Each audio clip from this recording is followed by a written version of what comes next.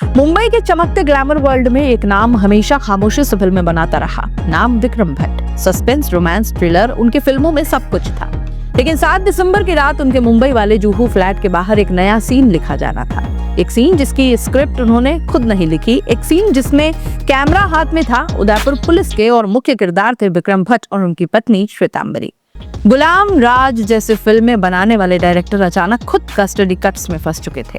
चेहरा ढकते हुए कार से उतरता ये दंपति बिल्कुल वैसा दिखाई दे रहा था जैसे फिल्म का कोई विलन कहानी में पकड़ा जाता है। लेकिन ये कोई फिल्म नहीं थी, सच्चाई थी और आरोप था पूरे 30 करोड़ की धोखाधड़ी या ठगी। उदयपुर पुलिस रात 10 बजे मुंबई से दोनों को लेकर आई और अगली दोपहर कोर्ट में पेश किया। कोर्ट ने बिना देर के फैसला सुना दिया, 7 दिन की पुलिस रिमांड। और यहीं से असली फिल्म शुरू हो जाती है। मंगलवार दोपहर ACJM कोर्ट में माहौल बन गया। अदालत में अपराधियों जैसा चेहरा छिपाते हुए एंट्री हुई। पुलिस की टाइट सिक्योरिटी, मीडिया का हुजूम, जज ने केस पढ़ा। एक व्यापारी की पत्नी पर बायोपिक बनाने के नाम पर करोड़ों की ठगी का आरोप। पुलिस ने तर्क दिया, पूरी फ्रॉड चेन को समझना है, पैसा कहां ट्रांसफर हुआ, कैसे हुआ, किसने खाया, पूरे सिंडिकेट के तार खोलने हैं। कोर्ट ने फैसला सुनाया, विक्रम भट्ट और श्वेतांबरी 7 दिन के रिमांड पर हैं।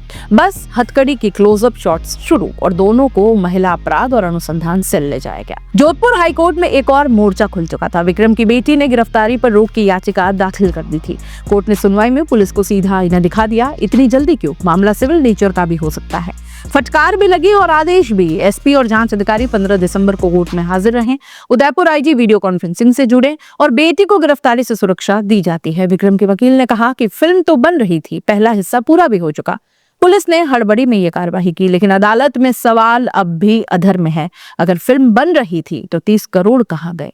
7 दिसंबर की सुबह उदयपुर DSP छगन सिंह पुटराज पुरोहित की टीम मुंबई पहुंचती है। जुहू स्थित गंगा भवन कॉम्प्लेक्स भट्ट का फ्लैट था। दरवाजे पर सिक्योरिटी गार्ड ने बार बार कहा कि साहब और मैडम घर पर नहीं है, लेकिन पुलिस को पता था कि ये भी स्क्रिप्टेड डायलॉग ही है। कुछ देर बाद फ्लैट से दोनों निकाले गए, गिरफ्तार हुए और वहां से शुरू हुआ मुंबई से उदयपुर का सफर। फ्लैश कैमरों के बीच चेहरा ढके डायरेक्टर और सोशल मीडिया पर सवाल कि क्या विक्रम भट्ट ने वाकई 30 करोड़ का फ्रॉड किया है। पीड़ित डॉक्टर अजय मोडिया इंदिरा IVF समूह के मालिक हैं। कहानी शुरू होती है एक इवेंट से। मुलाकात होती है दिनेश कटारिया से।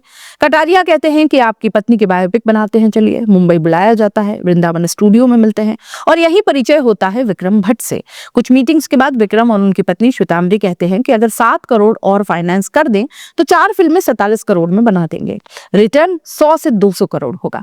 अजय मोडिया फिल्म इंडस्ट्री से नहीं थे, लेकिन नाम बड़ा था, भरोसा भी। और फिर शुरू होता है पैसे भेजने का दौर। नीचे दिए गए नाम पढ़कर कोई भी दंग रह जाएगा। अमनदीप, मंजीत सिंह, मुदेत, फरजान आमिर अली, अफजानी, राहुल कुमार, सचिन गरबोटे, सबूबा भीमाना अडकरी, इन सब के अकाउंट में 77,86,979 रुपए भेजे गए। कुल मिलाकर के 2,45,61,400 ट्रांसफर हुए और इंदिरा एंटरटेनमेंट से 42,70,82,232 का अतिरिक्त भुगतान हुआ। 4 फिल्मों की डील थी 47 करोड़, लेकिन भुगतान 42 करोड़ से भी ज्यादा। फिर सवाल उठता है, अगर इतने पैसे भेज दिए तो फिल्में कहां हैं?